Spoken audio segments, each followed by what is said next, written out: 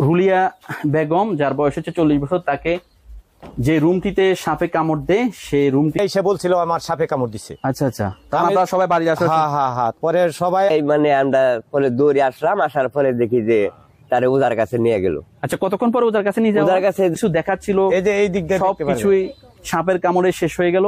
এখানে ওনাকে কবর দেওয়া হয়, দেখুন দেখেন এই যে এইখানে ভিউয়ার্স।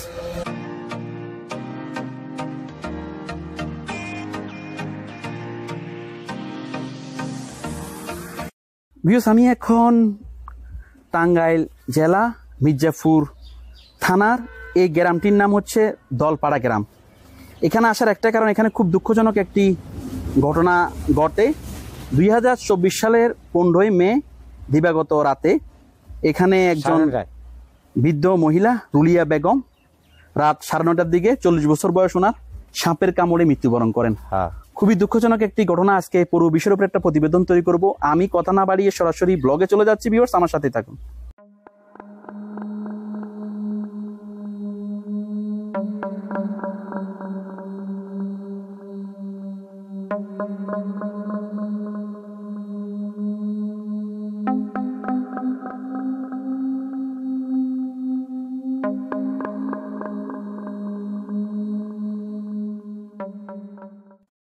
ভিউয়ার্স, আমি এখন টাঙ্গাইল জেলা মির্জাপুর থানার থলপাড়া গ্রামে আছি এবং আমি এই মুহূর্তে যে বাড়িতে দাঁড়িয়ে আছি এটাই হচ্ছে রুলিয়া বেগমের বাড়ি, যার বয়স হচ্ছে 40 বছর। তিনি হচ্ছেন ফারুক মিয়ার স্ত্রী।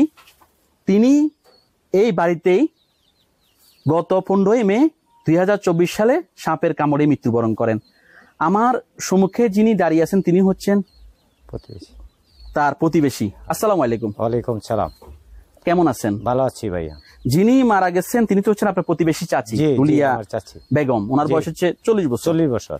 সেদিন কখন ওনাকে সাপে কামড় দেয়? গত 15ই মে রাত 9:30টায় কামড় দেয়। 9:30 বাজে। তো কোন রুমে, কোথায়? এইখানে, এই যে ঘরের ভিতরে। আচ্ছা, একটু যাবো, আমি দেখবো কোথায় কামড়টা দেয়। ভিউয়ার্স, আমি ওনার সাথে যাচ্ছি। রুলিয়া বেগম, যার বয়স হচ্ছে 40 বছর, তাকে যে রুমটিতে সাপে কামড় দেয় সেই রুমটি দেখাবো। এই যে ঘরেই, এই ঘরে কামড় দেয় না? এখানে, হ্যাঁ, এইখানে বসে বসে, বাতি ছিল না, কারেন্ট ছিল না, থাকার পরে এইখানে বসে বসে ওই যে সৌরবিদ্যুতের মতো একটা লাইন আছে, ওইটার মধ্যে মনে করেন বসে বসে খানা খাইবেন ছিল। রাত 9:30টার দিকে এখানে মনে করেন ওই হারে সাপে কামড় দেয়, কিন্তু সাপটা দেখছে কি সাপটা ওইটা বলতে পারে নাই। আচ্ছা আচ্ছা, যেটা উনি বলছিলেন ওনার চাচি হয় সম্পর্কে, রুলিয়া বেগম, প্রতিবেশী চাচি। তো রুলিয়া বেগমের রিলেটিভ আছে, ছেলের বউ আছে, কিন্তু ওনারা ক্যামেরায় কথা বলতে আসলে চাচ্ছিলেন না, মহিলা মানুষ। তো ওনাকে আমি অনুরোধ করাতে উনি বললেন, কারণ উনিও ছিলেন ঘটনার সময়। তো এখানে মূলত রুলিয়া বেগম কামড় দেয়, যেটা ভাইয়া বলছিলেন তখন কিন্তু বিদ্যুৎ ছিল না, অল্প অল্প আলোর ভিতরে। আর সাপ থাকার কারণ আছে, আমি আপনাদেরকে একটা জিনিস দেখাবো। দেখুন, যেখানে যদি আপনার এই যে জিনিসপত্র জমায় রাখে তাহলে জমিয়ে থাকলে সেখানে সাপ থাকবেই। তো এই কারণে দেখুন এখানে কিভাবে, দেখুন বস্তা, অনেক কিছু, আর খুব আবর্জনা। পাশে হচ্ছে যে ওনার খাট, এই খাটে কিন্তু ওনাকে সাপে কামড় দেয়। এবং কামড় দেওয়ার পরে কি হয় আমি সেটা ভাইয়াকে জিজ্ঞেস করবো।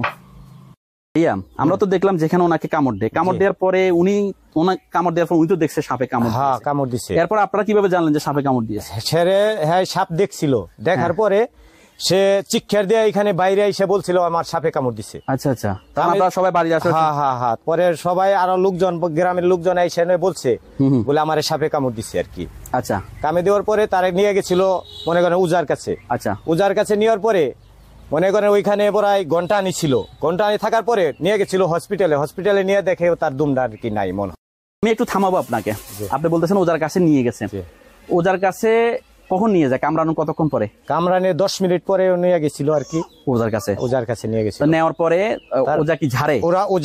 ওজা ঝাড়ার পরে ওখানে কতক্ষণ ছিল? অনুমানিক ঘন্টা 1 ঘন্টা এরকম ছিল, ওজার কাছে ছিল। হ্যাঁ, থাকার পরে তারপরে নিয়ে গেছিল হসপিটালে।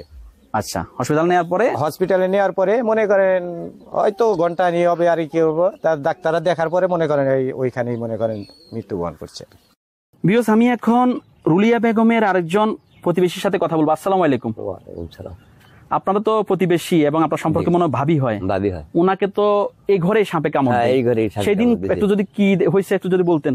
সেদিন উনি মানে সারাদিন কাজ করছে, কাজ করার পরে ধরেন রাত্রি 9টার দিকে জি। গোসল টোসল করে উনি খানা খাইতে বসে।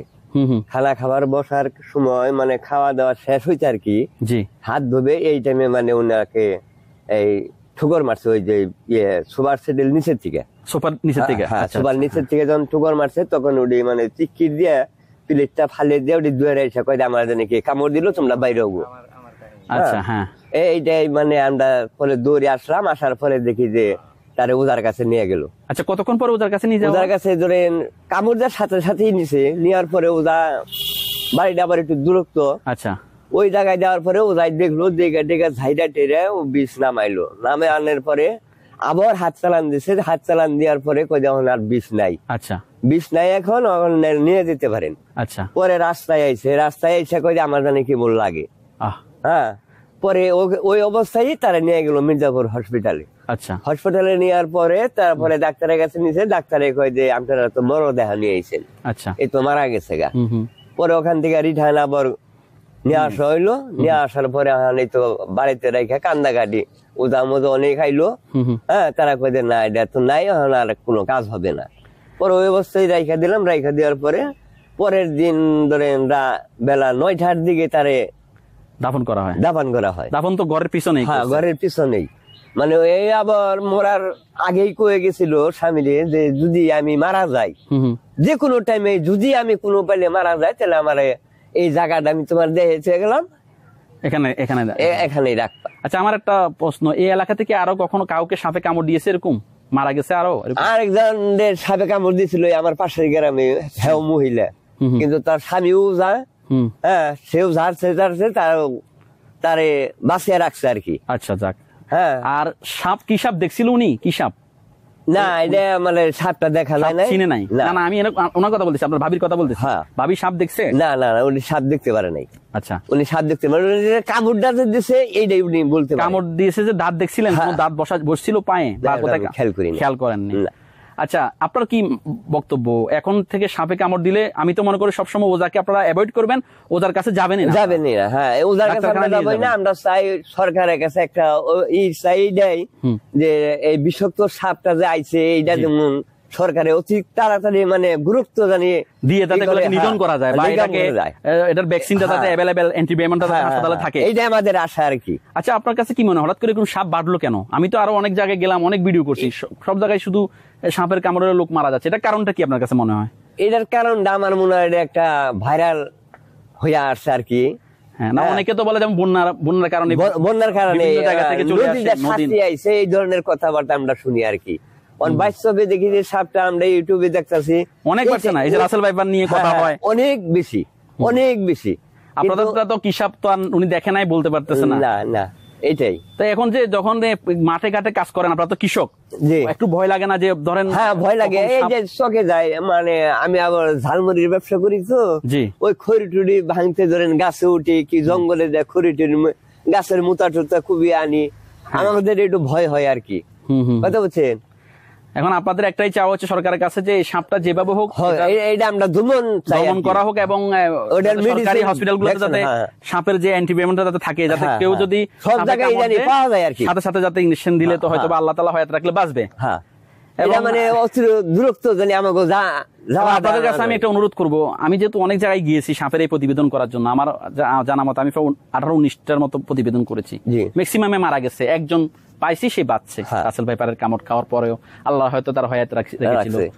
আপনারা ঘরের আশেপাশে পরিষ্কার রাখবেন, কারণ কোন জায়গায় যদি আপনার ইট বা যদি বস্তা যদি একত্র করে রাখেন, তখন সেখানে সাপ থাকবে। আমরা গরিব মানুষ তো, ধরেন আমাকে বাড়িতে জায়গা নাই, এই বাড়িটা করছে আমার ভাইয়ের নতুন, না বুঝছি, তারপরও পরিষ্কার পরিচ্ছন্ন রাখলে সাপটা সেভাবে আশ্রয় নিতে পারে না। তা আপনাকে ধন্যবাদ, আপনি ব্যস্ত মানুষ, তার ভিতরে অনেক সুন্দর করে সেদিনের সবকিছু খুলে বললেন। আঙ্কেল, দোয়া করি আল্লাহ পাক আপনাদের এই বিপদ থেকে রক্ষা করুক, আপনারা বেঁচে থাকুন এবং ভালোভাবে থাকুন, সুস্থ থাকুন, সেই দোয়া করি। ভালো থাকবেন, আসসালামু আলাইকুম।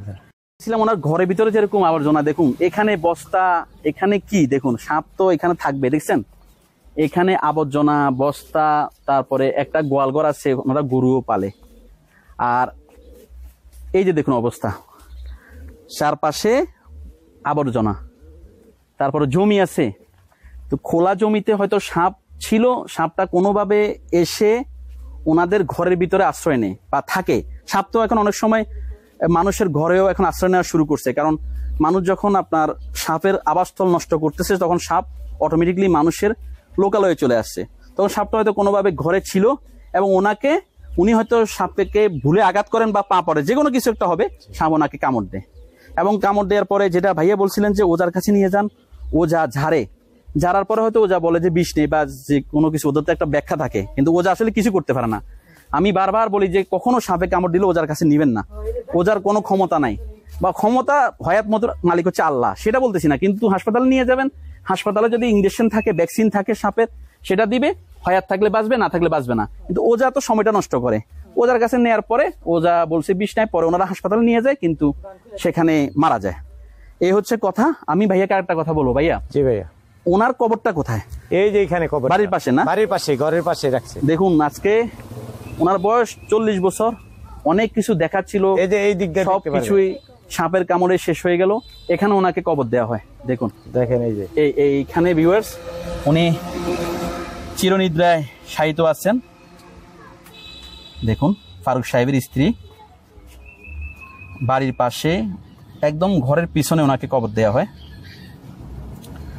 আর আমি যেটা আমার কাছে খুব খারাপ লাগতেছে, আমি এই পর্যন্ত অনেকগুলো প্রতিবেদন করেছি সাপকে নিয়ে। বাংলাদেশে হঠাৎ করে কেন সাপ বেড়ে গেল, সাপের কামড়ে অনেক লোক মারা যাচ্ছে। আমি এর আগে প্রতিবেদন করছি, একজন প্রবাসী, মরিশাস প্রবাসী, সে বিয়ে করার জন্য আসছিল, সেও সাপের কামড়ে মারা গেল। রাজশাহী ইউনিভার্সিটির একজন মেধাবী ছাত্র, সে ম্যাজিস্ট্রেট হওয়ার কথা ছিল, সেও সাপের কামড়ে মারা গেল, রাসেল ভাইফারের কামড়ে। এখানে তো কি সাপ ছিল উনি দেখেনি, কিন্তু সাপ তো ছিল অবশ্যই, এবং বিষাক্ত সাপ ছিল। সে সাপের কামড়ে উনি 40 বছর বয়সে উনি মৃত্যুবরণ করেন। তো এই পর্যন্ত শুধুমাত্র একজনকে পেলাম যিনি সাপের কামড়ে বেঁচেছেন, রাইসাল ভাইফারের কামড় খাওয়ার পরেও বেঁচেছেন, আর বেশিরভাগই কিন্তু মারা গেছে। আমি এখন এই যে বাড়িটা, সেটার একটা আপনাদের ভিউ শেয়ার করবো। দেখবেন যে বাড়িতে কি অবস্থা, এই সাপ আসার জন্য, সাপ থাকার মতো সব ধরনের পরিবেশ এই বাড়িতে আছে, এই যে আবর্জনা সবকিছু।